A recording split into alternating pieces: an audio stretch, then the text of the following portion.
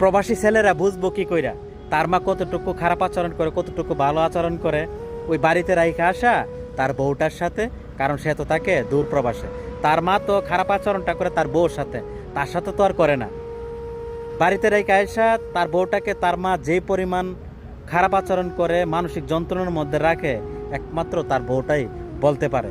তাই প্রত্যেকটা প্রবাসীকে বলবো, ওই মার কথা শুন না, পরিবারের কথা শুন না, বউটাকে কোনোদিনও ভুল বুঝছেন না, তাকে অবহেলা করেন না, মানসিক যন্ত্রণার মধ্যে রাখেন না।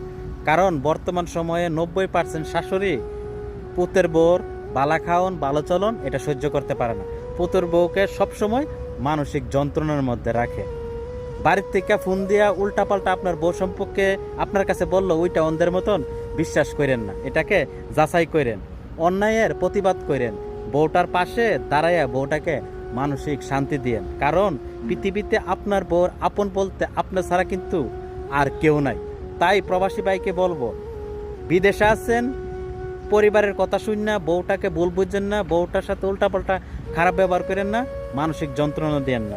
সবসময় বউটার সাথে মিষ্টি মধুর ভাষায় কথা বললেন, মানসিক শান্তি দিয়েন, বুক ভরা ভালোবাসা দিয়া এই বুকের মধ্যে ঠাঁই দিয়ে।